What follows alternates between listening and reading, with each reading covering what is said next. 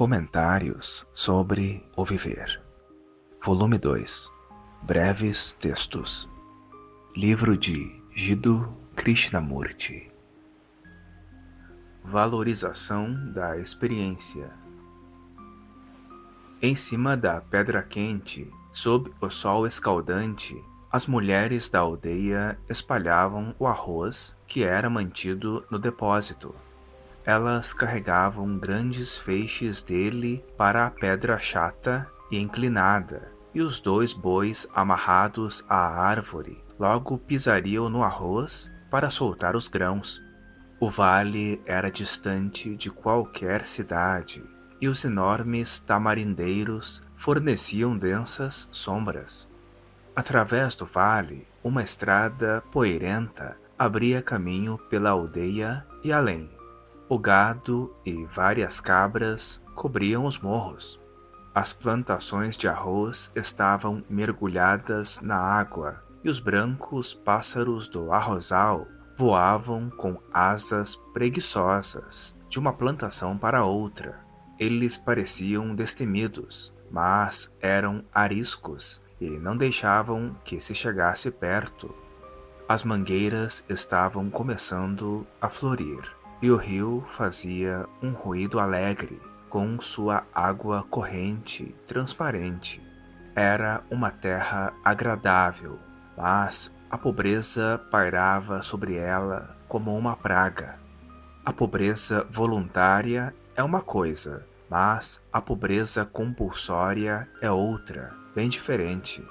Os aldeões eram pobres e doentes, e, embora agora houvesse um dispensário médico e fossem distribuídos alimentos, o dano produzido por séculos de privação não poderia ser apagado em poucos anos. A fome não é problema de uma única comunidade ou de um único país, mas do mundo inteiro.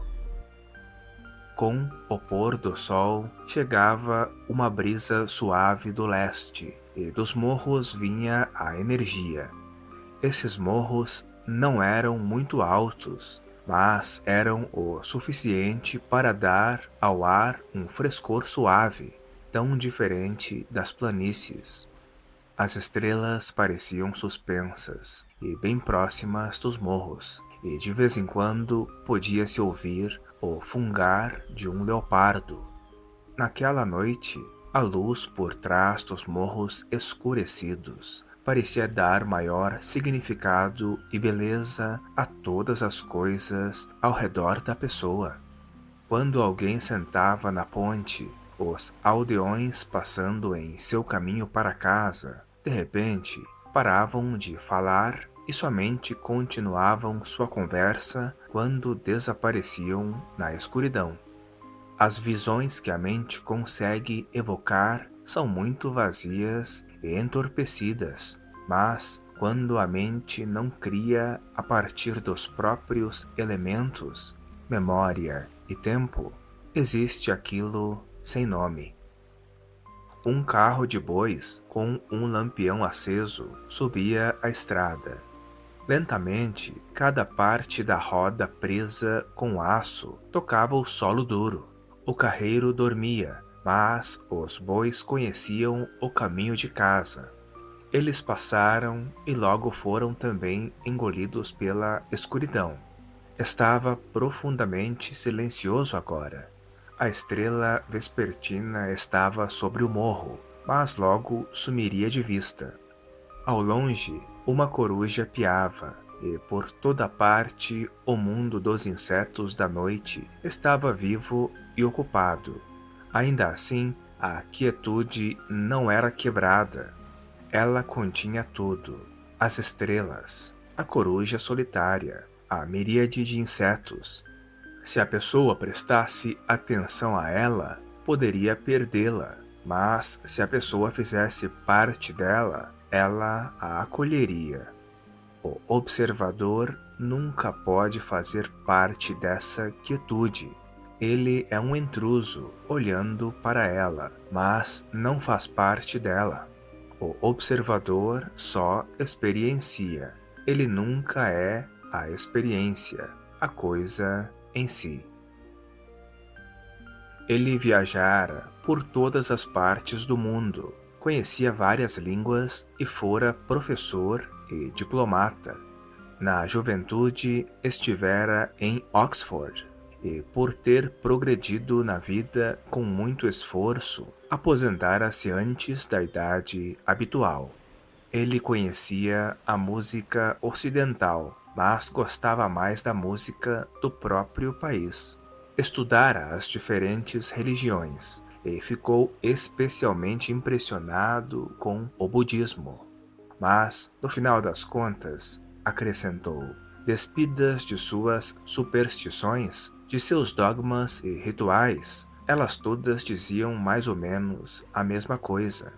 Alguns dos rituais continham beleza, mas as finanças e o romantismo haviam tomado conta da maioria das religiões, e ele mesmo estava livre de todos os rituais e acréscimos dogmáticos. Ele experimentara a transmissão de pensamento e a hipnose, estava familiarizado com a clarividência, mas jamais as considerou como um fim em si mesmas. A pessoa podia desenvolver faculdades ampliadas de observação, maior controle sobre a matéria, e assim por diante. Mas tudo isso parecia a ele bastante primitivo e óbvio. Ele usara algumas drogas, inclusive as mais recentes, que, até então, lhe haviam proporcionado uma intensidade de percepção e experiência além das sensações superficiais, mas não dera maior importância a essas experiências, pois elas não revelavam de modo algum o significado daquilo que ele sentia que estava além de todas as coisas efêmeras.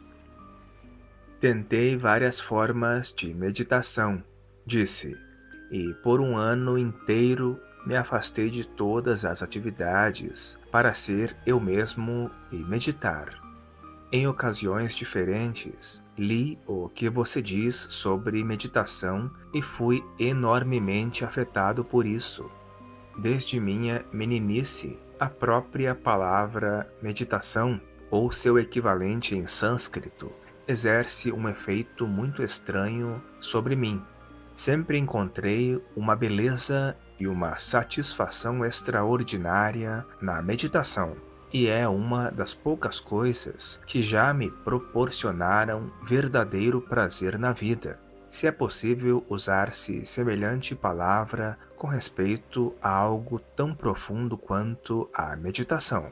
Esse prazer não me largou, mas se aprofundou e se ampliou ao longo dos anos. E o que você disse sobre meditação abriu um novo céu para mim. Não quero perguntar mais nada sobre meditação, pois li quase tudo o que você disse até agora sobre isso, mas gostaria de conversar, se puder, sobre um evento que aconteceu muito recentemente. Ele parou por um momento e depois continuou. Pelo que lhe contei, pode ver que não sou do tipo de pessoa que cria imagens simbólicas e as venera. Evitei escrupulosamente qualquer identificação com noções ou figuras religiosas autoprojetadas. Ouvi ou li que alguns dos santos, ou pelo menos alguns daqueles que as pessoas chamaram de santos, tinham visões de Krishna, Cristo, a Mãe, Kali, a Virgem Maria, etc. Posso perceber com que facilidade alguém poderia hipnotizar-se por meio de uma crença e evocar algumas visões capazes de alterar radicalmente sua conduta de vida. Mas não quero estar subordinado a qualquer ilusão. E, tendo dito tudo isso, quero descrever algo que aconteceu algumas semanas atrás. Um grupo de nós reunia-se com razoável frequência para debater assuntos de forma séria, e uma noite estávamos discutindo acaloradamente a notável semelhança entre comunismo e catolicismo, quando, de repente, apareceu na sala uma figura sentada, com um manto amarelo e a cabeça raspada. Fiquei bastante espantado. Esfreguei os olhos e olhei para o rosto de meus amigos. Eles estavam totalmente desapercebidos da figura e tão ocupados com sua discussão que não notaram meu silêncio. Balancei minha cabeça, tossi e esfreguei os olhos de novo, mas a figura ainda estava lá. Eu não conseguiria transmitir a você a beleza que esse rosto tinha. Não era apenas de forma, mas de algo infinitamente maior. Eu não conseguia desviar os olhos daquele rosto, e quando foi ficando demais para mim, e não querendo que meus amigos percebessem meu silêncio e minha absorção espontânea, levantei-me e fui até a varanda.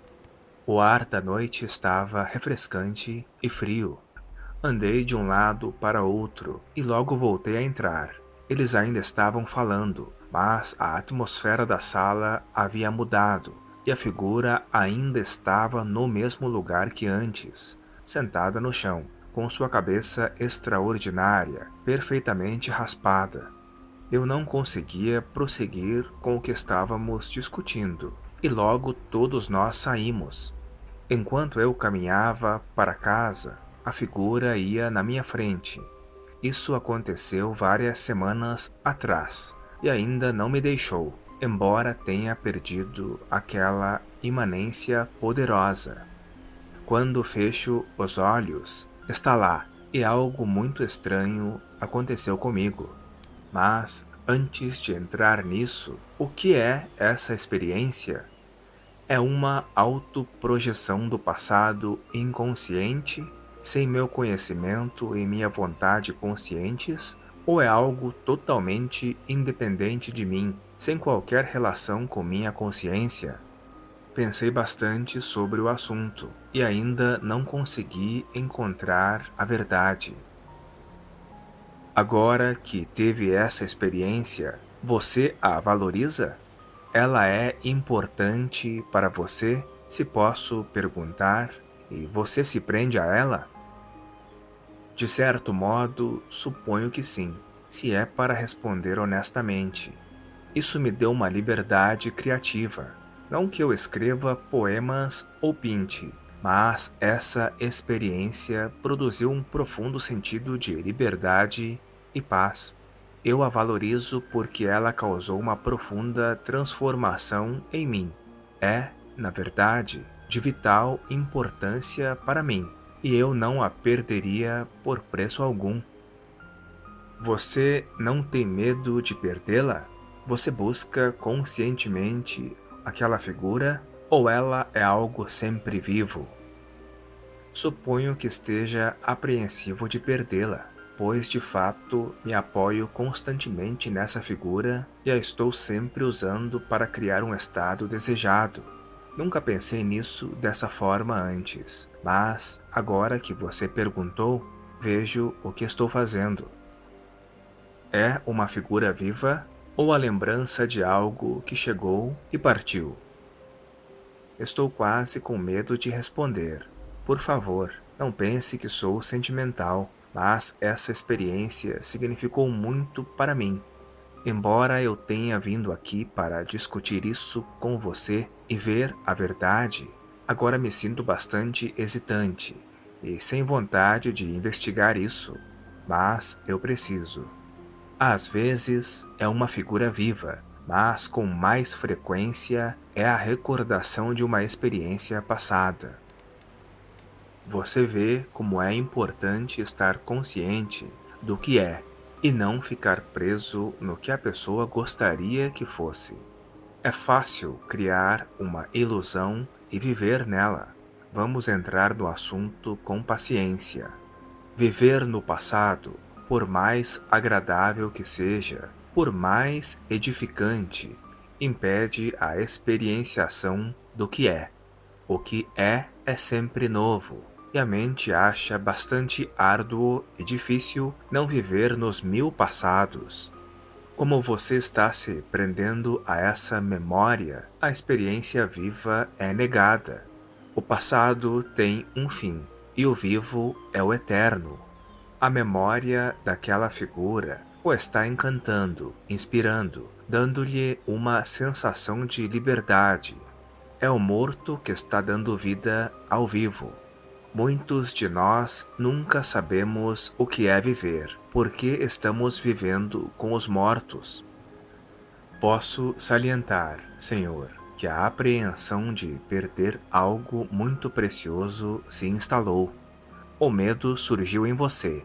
Daquela única experiência, você criou vários problemas: aquisitividade, medo, a carga da experiência e o vazio da própria existência.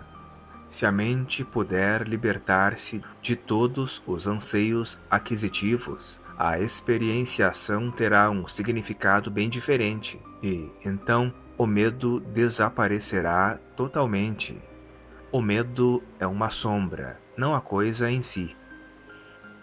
Estou mesmo começando a ver o que estive fazendo. Não estou me desculpando, mas, como a experiência foi intensa, também o foi o desejo de me prender a ela. Como é difícil não ficar preso em uma profunda experiência emocional. A memória de uma experiência é tão tentadoramente poderosa quanto a própria experiência. É muito difícil diferenciar experienciação e memória, não é? Quando a experienciação vira uma lembrança, uma coisa do passado, onde está a diferença sutil? É uma questão de tempo? O tempo não existe quando a experienciação existe. Toda experiência vira um movimento para o passado. O presente, o estado de experienciar, está imperceptivelmente fluindo para o passado. Cada experiência viva, um segundo depois, tornou-se uma memória, uma coisa do passado. Esse é o processo que todos conhecemos e parece ser inevitável. Mas será que é mesmo? Estou acompanhando com muita atenção o que você está revelando e estou mais do que encantado que esteja falando disso, pois estou consciente de mim mesmo apenas como uma série de memórias em todos os níveis de meu ser. Eu sou memória. É possível ser, existir, nesse estado de experienciação? É isso que você está perguntando, não é? Palavras têm significados sutis para todos nós, e se por um momento pudermos ir além dessas referências e suas reações, talvez cheguemos à verdade. Com a maioria de nós, a experienciação está sempre virando memória. Por quê? Não é a constante atividade da mente receber ou absorver e afastar ou negar? Ela não se prende ao que é prazeroso, edificante, significativo e tenta eliminar tudo que não é útil para ela mesma? E ela poderá existir algum dia sem esse processo? Certamente, esta é uma pergunta vã, como descobrimos no momento em que a fazemos. Agora, vamos prosseguir. Esse acúmulo positivo ou negativo, esse processo avaliador da mente, torna-se o sensor, o vigia, o experienciador, o pensador, o ego. No momento da experienciação, o experienciador não existe, mas o experienciar toma forma quando a escolha começa, isto é, quando o vivo termina e há o início da acumulação. O anseio aquisitivo torna o vivo, a experienciação insignificante, fazendo disso uma coisa do passado, da memória. Enquanto houver o observador, o experienciador, será inevitável a existência da aquisitividade, o processo de acumulação. Enquanto houver uma entidade separada que esteja observando e escolhendo, a experiência sempre será um processo do vir a ser. Ser ou experienciar existe quando a entidade separada não existe. Como a entidade separada pode cessar? Por que você está fazendo esta pergunta? O como é um novo modo de adquirir. Estamos agora preocupados com a aquisitividade e não com o modo de atingir a libertação dela. A libertação de algo não é libertação absolutamente. É uma reação, uma resistência que somente gera mais oposição. Mas vamos voltar à sua pergunta original. A figura era autoprojetada ou ela tomou forma sem sua influência? Ela era independente de você? A consciência é uma coisa complicada e seria tolo dar uma resposta definitiva, não seria? Mas pode-se ver que o reconhecimento se baseia em um condicionamento da mente. Você estudou budismo e, como disse, ele o impressionou mais do que qualquer outra religião. Então o processo de condicionamento aconteceu.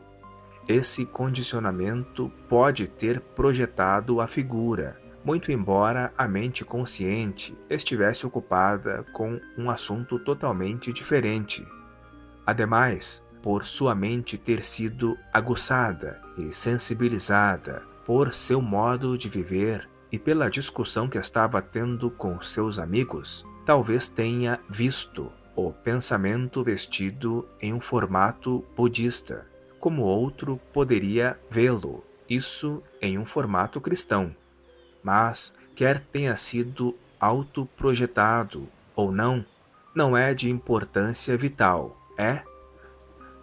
Talvez não, mas me mostrou muito. É mesmo?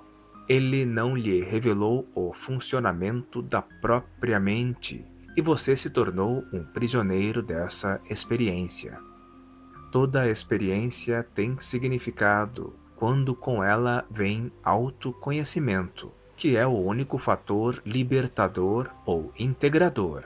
Mas, sem autoconhecimento, a experiência é um fardo, levando a todo tipo de ilusão.